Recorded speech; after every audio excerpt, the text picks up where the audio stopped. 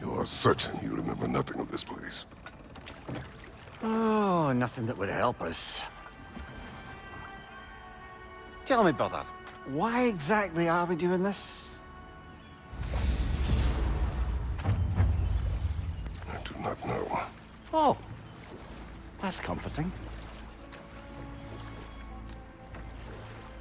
Look, I know you expect more from the smartest man alive, but Odin always kept me in the dark about this place. Which is why I urged you to seek Freyas' guidance. Repeatedly. She does not seem eager to speak with me. Well, quite the opposite, brother. But you tell yourself whatever you need to.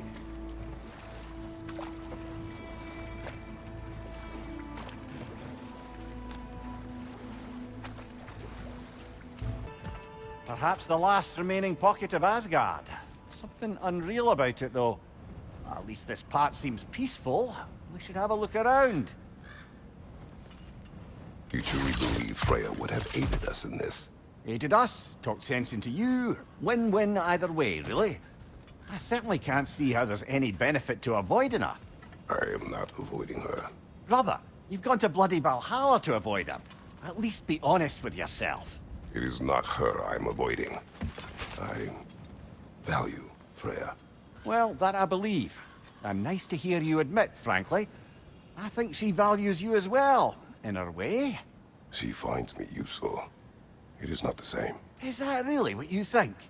I do not believe she understands what she asks of me. So, this is no piece of Asgard at all? Just something spun from your memory of it? Fascinating. Brother, I must admit, Freya's idea does make quite a bit of sense to me. What better god of war could the realms ask for than the general who won Ragnarök, and won it trying to save lives? With you on board, our whole peacekeeping council could really do some good. This position, this title, I have held it before. You know what happened.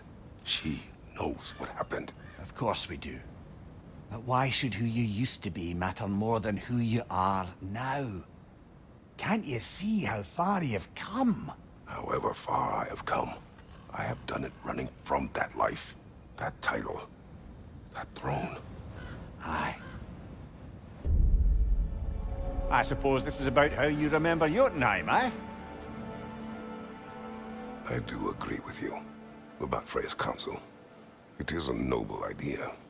It should succeed on her merits. How's that, brother? Freya is known to the realms and native to them, respected by all, an experienced leader. Experienced enough to know that a shared power is best for the people. That she would share power proves she is worthy to wield it. Even so, why make her wield it alone? Without Odin, the realms have a chance to forge a new peace. When conflicts do arise and can't be talked through, a god of war ensures those conflicts have rules and enforces them. They need might and judgment, and credibility across the realms. Who else would she pick, brother? And this must be how you remember Svartalfheim. Freya knows I would not refuse to aid her when in need. I have done and will do my part to fight for peace, regardless of title, regardless of whether I sit in authority. You know as well as I do there's power in words, oaths. The people need to know you're committed, to them and to yourself. That you'll be there for them, and I know that you will. I understand you've got misgivings, man, but you've put your past behind you. We all see it. You do not know everything that I am. That you were. You've told me of your past, and yes, much of it was horrible. But you've proven over and over again that you're not that man anymore. Why don't we talk about that image of you in the shrine we keep seeing? If Valhalla keeps pulling it out of your head, it must have some significance to you. Could it be that the idea of being loved and respected is a fair mite better than the alternative? Now, hear me out. And it's not as though I'm the smartest man alive or anything. But don't you think joining Freya's council could put you in a position to walk that path? To earn that path? That would be a poor reason to accept. Ambition is poison. Oh, I see now. They must keep the primordial realms up here on the top shelf. Getting back to that image of you on the shrine. I'll grant you ambition can be a poisonous motive, but your ambitions are only to help people, not for your own glory, right? Make the world a better, safer place. I think maybe that image of you is symbolic of your desire to walk a righteous path. Valhalla's little signpost. You're sure accepting Freyas' offer is the right thing for me? Or for the realms? I think we're here to make sure about that, one way or the other.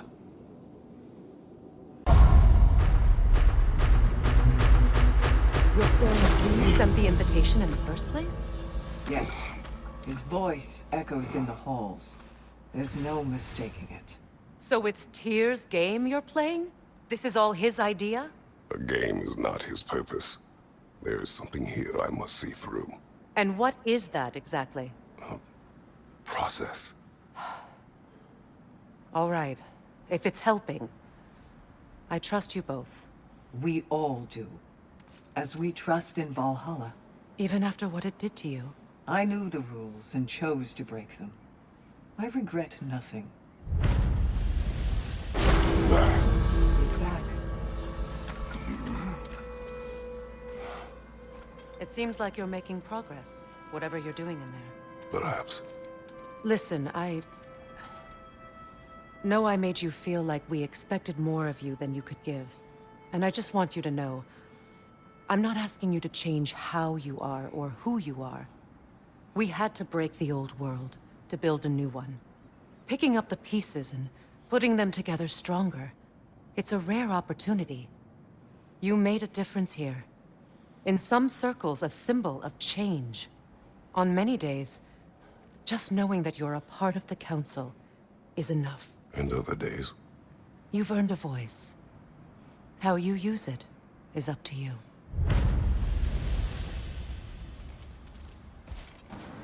Something must have happened in there. I take it this is a good... I will join you. I will try to be what the people need. Good. I'm very pleased to hear that. And that you found what you needed here. I could not have done so without my friends. I am grateful. Valhalla is at your disposal, Kratos. If you have more you wish to work out, now or later, we will heed the call. Mimir, what is at odds between you and Sigrun? Did you anger her? I wouldn't say she's angry with me. Irritated, perhaps. Disappointed, certainly. But you needn't worry yourself, brother. I won't let it distract from whatever it is we're doing here. Do you yet wish to speak about Sigrun? She was eager to receive you mere days ago. What has changed? Oh, don't pretend to be interested in my romantic life, brother. I am interested, and you are evading the question. What happened? Well, after you dropped me off at a longhouse the other night, Sigrun made a cloudberry and hazelnut pudding. Of course, I don't eat anymore, so slightly awkward, but a lovely thought. And? Pretty much it, really. There is more to this. What else happened that night between you and Sigrun? Well, we stayed up much too late. I told her stories, she told me secrets. She put spirits to my lips, even though I can't get drunk. Then she invited me to watch her fall asleep. And the next morning? The next morning, we took a boat along the Lake of Nine. It was divine, brother. The lake was sun-dappled, and the air was crisp and perfect. You could smell the thaw. When did you misspeak? You know me too well, brother. We were on the lake when I put my metaphorical foot in it.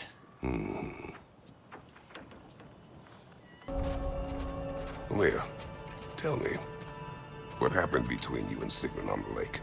Well, she was rowing past where you found her family treasury.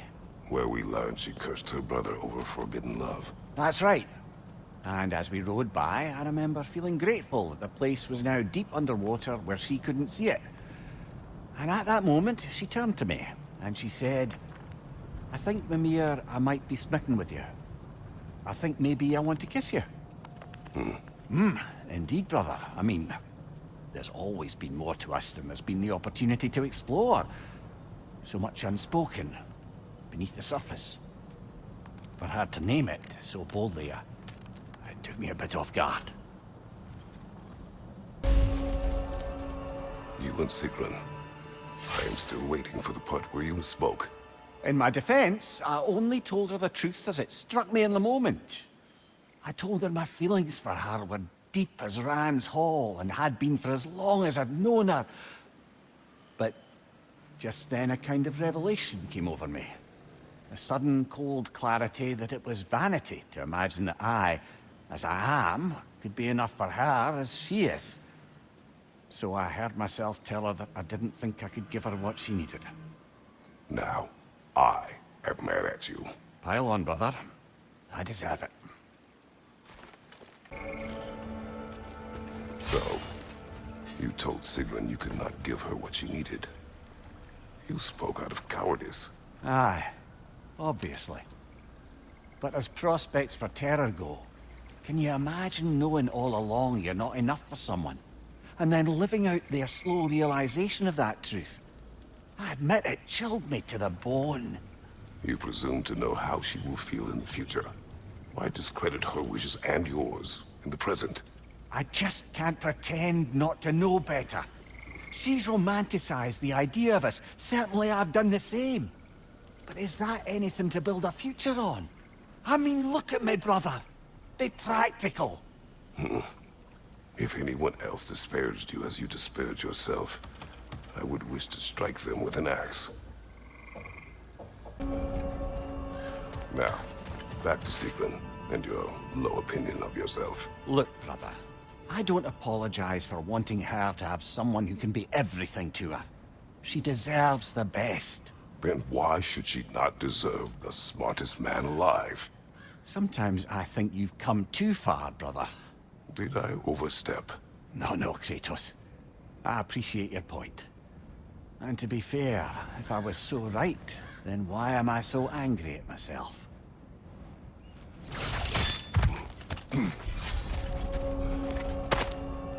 I still can't bear the thought of Sigrun having damaged herself to save us.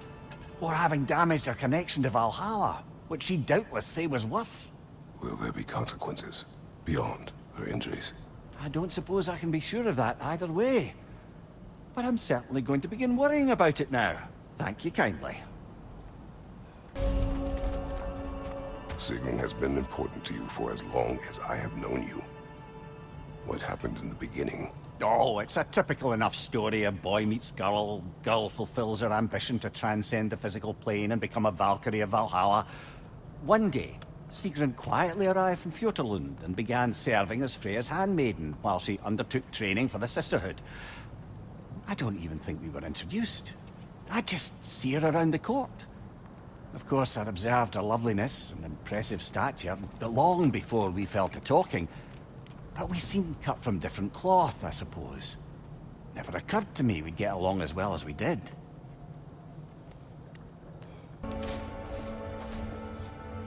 You and Sigrun, how was it you first spoke? Back when Freya was queen in Asgard, the better times, I mean, there really began to be some culture around the place. Poets, musicians, the odd contortionist would pay visits, perform, mingle.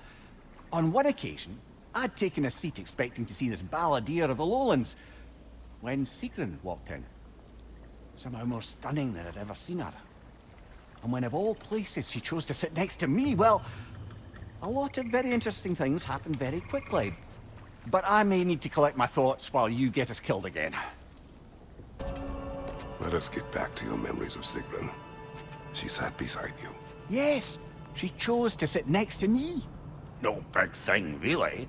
Yet, somehow, despite myself, I felt her rush in my stomach like I was a green lad again. Embarrassing at the end of the day, to be so simple. I made some remark, and I learned how it felt to make her laugh. And suddenly I felt more at ease. Almost eerily so. A calm within each other's storms, I suppose. They had a way of describing that. Peace dwells among us. Lovely, brother. That's exactly right. Mimir, you may speak more of coming to know Sigrun. Right. Where were we? After the ice was broken, we fell to talking more regularly, even making a point to do so. It was all I could do to enjoy her company responsibly, staying mindful of our respective positions and keep from crossing any line that would make things difficult for us to recover from. Wise. Well, mostly. I'm always wisest in the parts I let myself remember. Mimir, what happened next with Sigrun? She had introduced me as a good friend. And though I couldn't be entirely sure what she meant by it, for once I wasn't concerned with an outcome. Regarding Sigrun, I knew my answer was yes. The question itself seemed secondary. You were not upset she called you friend. Show me someone for whom friendship means lack of love, and I'll show you someone who wonders why their lovers never end up being worth their time. Perhaps. But you did not express your feelings. Oh, I don't think she could have escaped noticing them. I just never asked her anything I felt sure she'd have to refuse. Your relationship with Sigrun. Why so reluctant to tell her how you felt? She was on the Valkyrie's path, preparing to transcend her corporeal form. That was her focus, her chosen purpose, and I didn't want to suggest myself as an obstacle. I suppose I let some part of myself imagine she might recognize my affection, even reciprocate it. But now that we know what she was running from, obviously she'd never again risk choosing love over duty. A unique, heartfelt friendship, that is what could endure, and that is what I chose to embrace. Mimir, can you hear me? Has my voice broken through? Sigrun? Yes! Hello! How are you talking to... How long have you been able I to haven't hear? been listening to you. There's just something I needed to tell you. Valhalla is displeased with me. It wishes a penance of sorts. Trials to reforge my loyalty. I haven't decided what to do, but I hoped we could talk about it. Aye, let's do. Next time we die, or Kratos gets a headache. Mimir, I've been thinking a lot about the costs and risks of what Valhalla would put me through to affirm my loyalty. It's enough to make me question not my love of this place, but is it really what's most important to me? If I can't answer that, then perhaps I am not ready for such a decision. Then you should take all the time you need. Absolutely. If Valhalla isn't what you truly need, then you have a rare opportunity to reassess your priorities. I'm glad you agree. Mimir, I had a thought. What you said to me, that you didn't think you could give me what I needed. Aye. I've been trying to figure out why you'd say such a thing. I know you don't say things without a reason, even if you don't know what it is at first. But I think I figured it out. It's not that there is anything lacking in you. It's that in the end, nobody can give me everything I need to be happy. Not even Valhalla. That's something I have to give myself. And to do that, You need to find yourself. It's true. And we're saying that's what I meant all along? Clever, aye? I'm sure you can see by now, Valhalla has a way of making you learn what you need to learn. Perhaps it does so with me, even now. Making such demands so as to give me doubts. Long ago, I gave myself completely to love. And it destroyed my home and family. Then I threw myself into the service of Valhalla and found a new family in my sisters. But what if that's not where my story ends? It's time I finally found my path. Not because it may or may not be Valhalla's will, or Freyas, or yours, my dear, but my own. Well said, love. I've come to a decision. At least for the time being, I'm going to step back from the price Valhalla has asked of me. Good for you, Sigrun. I think maybe it's time I traveled. Experienced these realms and the lands beyond, not as Valhalla's emissary, but as a person. That's perfect. You've always dreamed of a grand sea voyage, seeing the world. Perhaps I could go with you. I've been told I'm a useful guide. Perhaps. But let's not distract Kratos further. I'm having a bit of a sinking feeling Sigrun doesn't want me traveling with her. You knew that before you asked. Did I, brother? You know the journey she seeks. It is the one you took, and I took. The kind that brings you to the tests you need. The kind you take alone. It's true. I gave in to a weakness. Even now, there's some part of me that just wants to tell her how much I love her and beg her to stay. But that's bloody selfish. I need to do better than that. Mimir, Sigrun? about my journey. I need to take some time to understand who I am without wings and helms and missions, and without the lovely man with whom the timing has yet to work out. Are you sure we couldn't discuss this face to face? I wasn't sure I could say the words if I had to look at your face. Just promise you'll let me see you off. I won't have you setting sail without my blessing. And not that you need it. Of course. Have you a blessing to offer her? I'll be combing Valhalla for one.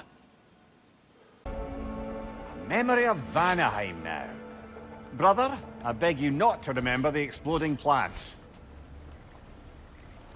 What did you say about a forest? You remember being elsewhere when Helios took your place? Aye. Guess I didn't mention that while we were plummeting, but yes. I was in a forest, much like that of my youth. Back on my old body, too. It was a bit dreamlike, to be honest. Do you wish to return there? I can't say I don't. I'm concerned, but I'm more than curious. Guess my memories are fair game in here as well. Don't suppose they'll just stick to the pleasant ones, will they? Unlikely. The more that Valhalla makes me revisit my misadventures with Oberon, the more like a dream it all seems. Which is ironic. Back then in my youth, I could hardly bear to sleep. Then, with time, I came to value a proper night's rest. In captivity, it was nearly the only escape I knew. And then the need to sleep went away completely. And I don't miss the time lost, but damn it, brother, I do miss dreaming. The mind comes to terms with itself in ways only possible with your waking judgment out of the way. Our hidden desires, our anxieties, like a bifrost window to what's going on in your soul.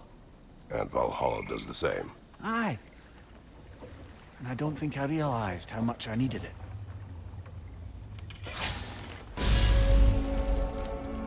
Did Valhalla return you to your forest last time? Aye, brother. And this time I wasn't alone. Were you attacked? No, far from it. Apparently my Valhalla isn't the stuff of constant combat at all. The memories of mine it draws on are more interpersonal. To wit, I found myself reliving old times with my former crew of fairy folk.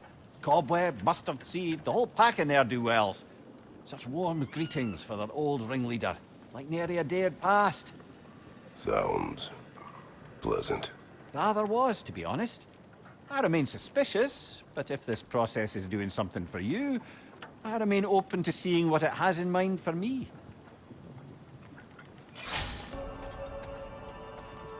Before you ask, yes, I was back in my old forest again. And this time I encountered my former boss, King Oberon. Rather eye-opening, actually. I used to be a true believer for him. Would have done anything he asked.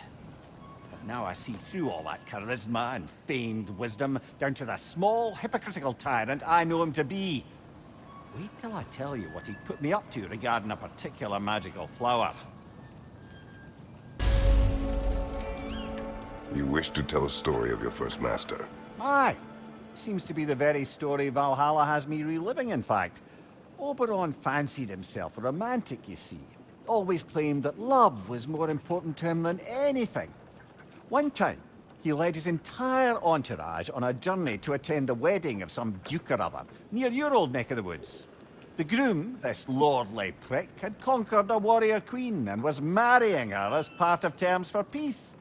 And this somehow was so romantic to Oberon that he dragged us across the sea to pay respects. Never mind, he was quarrelling with his own queen the entire way! Well, I'll have more of that one, to be sure. As I was saying about my old master and his lofty, so-called romantic ideals, we'd settled in a forest outside of Athens. A place well situated to observing the comings and goings of the Duke's other guests. There we observe the romantic complications of some local use, and Oberon gets it into his head to intervene. Bids me fetch him a magical flower that can manipulate the affections of others. Supposedly, the idea was to nobly help true love prevail over the pressure of family arrangements. But what he really wanted was to use the flower to torment his own wife. I see why you left his service. Aye. Brother, while I'd love to say I left Oberon's service as a matter of principle, the truth is it was much more a question of pride. If he'd simply shown me more appreciation, who knows how long I might have tolerated his evils. I certainly tolerated plenty from my subsequent employers before I could take no more. If I'm being honest, I was only too happy to offer my complicity in Queen Titania's humiliation. What did you do? I caused her to fall in love with something preposterous. An actor. Kratos, the key you found. Whose was it? What did it unlock? It belonged to a boat captain I met during a battle on the Aegean Sea. His ship was part of a fleet under attack by a Hydra. The key unlocked his quarters, where I heard women screaming for help. Ah, yes. The story of your fight with the three-headed sea serpent. You impaled one of its heads on the ship's mast, was it? Yes. But that battle is not why this key appeared. It is my killing of the boat captain for it that seems to follow me wherever I go.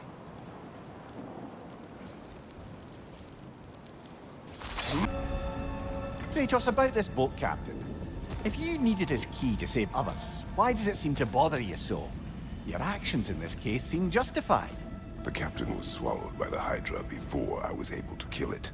When I entered its maw to retrieve the key, the captain had somehow survived, dangling over a fall that would surely kill him. I saw the terror in his eyes as he fought to hold on, and then relief when he believed I would save him. Instead, I took the key and dropped him to his death. And it was all for nothing. The women were dead by the time I reached them.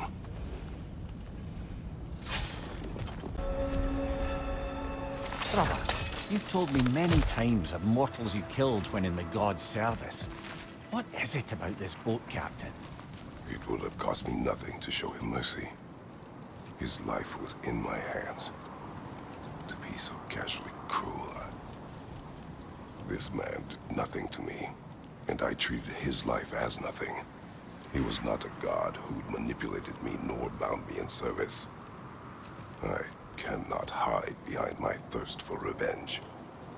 He was just a man afraid for his life, attacked and swallowed by a monster he had no hope of defeating.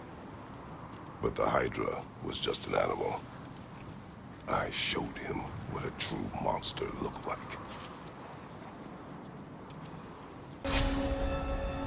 The flute you found. You said it belonged to your daughter. I carved it for her as a gift. She enjoyed playing and was skilled with it.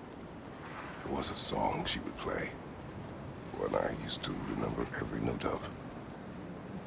But no longer. Brother, if you mean to recount the story of the day you were tricked into killing your wife and daughter, you don't have to. You've told that story before. We know how it ends. You needn't relive it. That's not the story her flute brings to mind, is it? No. Mimir, the day my family died was not the last time I saw Calliope. I had journeyed to the underworld to rescue Helios. When I arrived, I heard Calliope's song on the wind and found her in the fields of Elysium. It had been long since I felt such joy. But it was another trick of the gods. It wasn't her. Worse. It was. The goddess of the underworld wished to destroy all of creation, Elysium included. She knew that for me to stand against her meant leaving Calliope behind forever. So, I pushed my daughter away again, all while she cried and begged me not to. Brother, the choice you were given? To stay in Elysium with your daughter only to perish? Sounds like no choice at all. Of course it was a choice. One I wished many times I made differently. How so? When I left Greece, Calliope was never far from my mind. I do not know how much time we would have had together in Elysium, but I would have traded the decades that followed for mere hours with her. It took meeting Faye for that feeling to go away, along with Calliope's song. But I do still think of her in Elysium, and hope she found peace. There. That is the path we seek. A way up and forward. Valhalla's inner reaches. I can feel it. If there's an upside to this Valhalla madness, at least it's good to see you in action again. You're already more your cheery self than I've seen in moons. Without Atreus or a fight in front of you, I wonder after your well-being. Combat can be clarifying. Look, brother, the fog's lifted.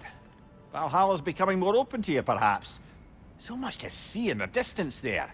You can see how all the little realm spaces connect to the higher plane. And those statues are certainly imposing. I recognize them. They are judges of the underworld, from my homeland. Ah, well, you sound thrilled to see them again. Souls they deemed righteous were granted entrance to the Elysium fields. Those deemed wicked were cast into Tartarus. Ah, yes, where the souls of the damned were tortured. Why has your mind manifested them here, I wonder? Ah, Midgard in Memoriam. Ah, I'm starting to see there's no fixed order to the realms we'll visit here. Brother, whose voice was that we heard, when Valhalla sent us back from the throne? You heard it also. Aye. Said he owes you a debt, was it? Someone who might lend us a hand, perhaps? Unlikely. He was a god of Greece, and we did not part on good terms. And by that you mean... Yes, I see. No shortage of bitter old ghosts in these parts. These parts being your memory, of course. Brother, that throne we saw, did you recognize it? Was it familiar? It was mine. The throne I took from Ares. It is a throne of monsters. Ah, the anxiety of power made manifest. A symbol you're no doubt meant to consider. It is a symbol I reject. That might not quite close the book on matters. A symbol can't be slain, destroyed, or ignored. The best measure is often to reclaim it, redefine it.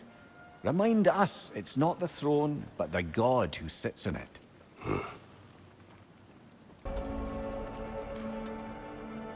I think I know why I fight Thor's sons. Do tell. Like Atreus, they were children of a destroyer. Had I not changed, had I raised him as I was raised, subject only to authority, perhaps his fate would have been no better than theirs. So, they reflect a bad road not taken? A fate avoided? Perhaps. I also feel pity. Failed by their father, sent to die by their uncle, and belittled in death by their grandfather. What chance did they ever have? Am I hearing guilt, brother? Some. Perhaps imagining a fair fight is to honor them as life did not.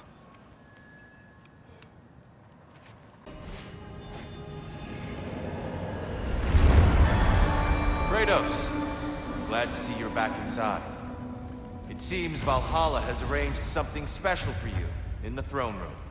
See you again soon, Kratos. A memory fragment of your time in Alfheim, then? Tell me, who was Kratos of Sparta the day you made your pledge to Ares? I was the youngest captain in the Spartan army. I had gained a reputation for my skills in combat, my command on the battlefield, but also my aggression. I was determined to never lose, and until then, never had. My men were loyal, fiercely so. How many Spartans did you command? Not enough that day. How many barbarians did you face? Thousands.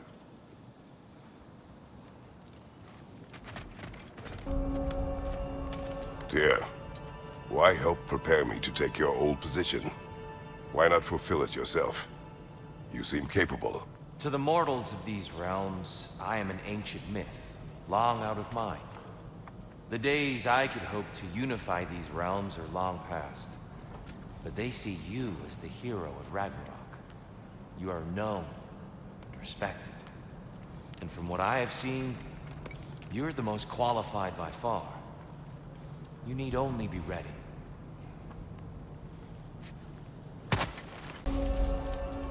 Kratos, I'm curious. Your decision to behead Helios, was it fueled by any personal motivations? Or was it really just a means to an end? It was not personal. I did know him, long before I killed him. He was as insufferable as any god. But his death brought me no satisfaction. Did you know what would happen as a result? When Helios was captured by the god of dreams, the lands fell into darkness and were not restored until his return. I knew exactly what would happen.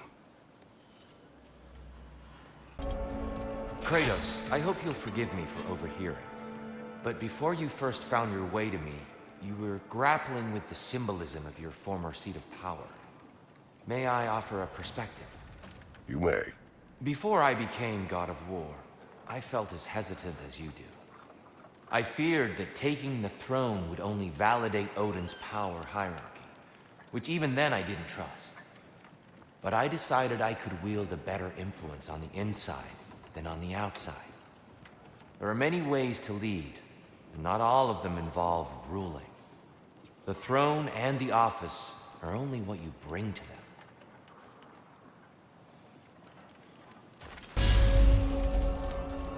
Tyr, earlier you spoke to me as though I seek to lead. As if I were someone to be followed. Your self-criticisms, valid and otherwise, seem well reflected here in Valhalla. It's no accident that your mind manifested that throne. It's more than a symbol. It's a challenge to revisit your assumptions. Mimir is right. You have the power, and I think the wisdom, to redefine what it means to you.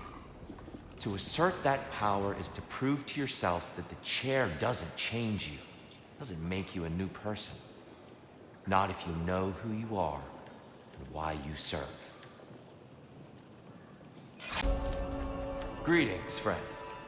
Any questions before you get started? I was wondering, actually. Did Odin ever try his hand at Valhalla? Of course. He explored it very thoroughly, in seeking to gain control of the Valkyries. But in the end, he found nothing here he could use. You see, Odin always looked outside himself for answers. But Valhalla only reveals its secrets to those who do the work of looking within.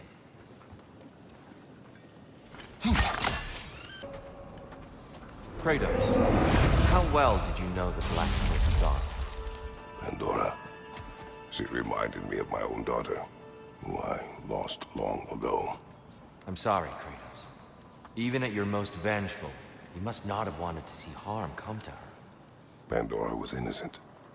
The way she saw things, she could reach me when few could.